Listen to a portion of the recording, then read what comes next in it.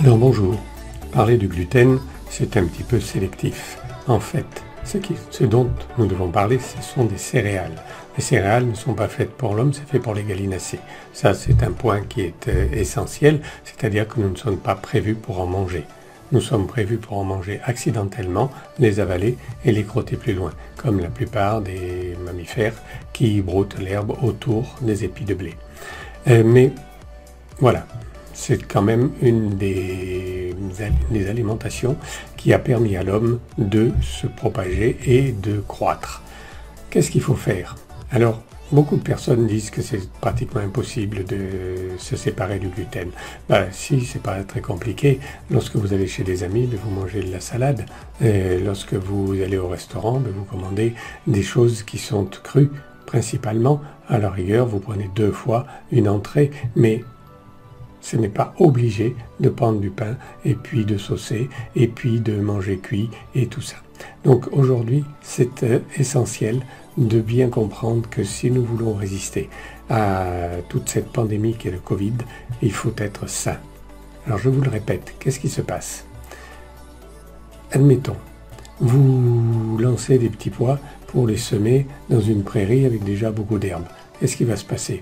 Les petits pois vont être mangés par tout ce que vous voulez, mais ça serait bien exceptionnel qu'il y en ait un seul qui pousse. Dans votre muqueuse respiratoire, c'est la même chose. Si vous jetez des virus et que tout est là sainement, normalement, eh bien, vous ne pourrez pas développer le Covid. Par contre, si vous avez une épaisse couche de mucus, avec tout un tas de sucre à l'intérieur, tous les déchets, et en particulier aussi, il y a des pathologies du gluten qui se révèlent dans la muqueuse respiratoire. Et bien évidemment, je ne vous parle pas aussi des laitages qui, elles, donnent la pathologie des glaires. Eh bien, si vous vous présentez face au Covid avec une muqueuse dans cet état, là, c'est imparable. Vous y allez tout droit. Pourquoi?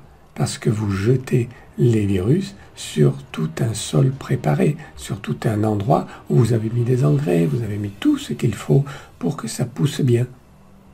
Est-ce que vous avez compris?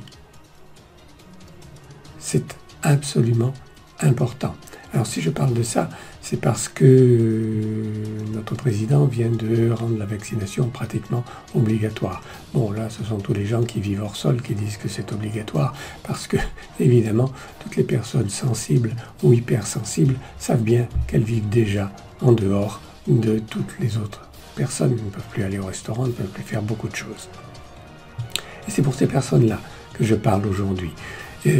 C'est absolument nécessaire quand on est sensible, et moi je le deviens de plus en plus, je ne l'étais pas il y a 7-8 ans, mais un ami magnétiseur m'avait dit: Pascal, tu verras, à force de soigner les personnes sensibles, tu vas prendre de leur rayonnement, tu vas prendre de leur aura, tu vas prendre de tout ça, et tu vas toi-même devenir sensible. Effectivement, je deviens sensible. Donc j'ai arrêté le gluten il n'y a pas très longtemps, enfin arrêté. Je l'ai souvent arrêté, mais j'ai repris parce que c'est bon, du bon pain. Mais là, cette fois-ci, je me suis aperçu que, effectivement, je grossissais, effectivement, j'étais fatigué, effectivement, j'étais ballonné. Donc, j'ai décidé d'arrêter complètement, et ça fait partie de ma décision de manger cru. Bien évidemment, je mange encore des côtelettes de porc bonnes que me prépare mon épouse, mais c'est une fois par semaine, c'est tout. Et en se préparant à ça, on s'aperçoit que on n'est pas susceptible d'avoir la grippe. Le Covid, c'est une grippe. Et moi, je n'ai jamais été vacciné contre la grippe et je n'ai jamais contracté la grippe depuis 15 ans, depuis que j'ai arrêté les laitages. Donc faites attention à votre vie, comprenez bien, et puis surtout, regardez un petit peu ce que je propose. C'est de la dentisterie bleue. La dentisterie bleue, c'est aussi la vie bleue.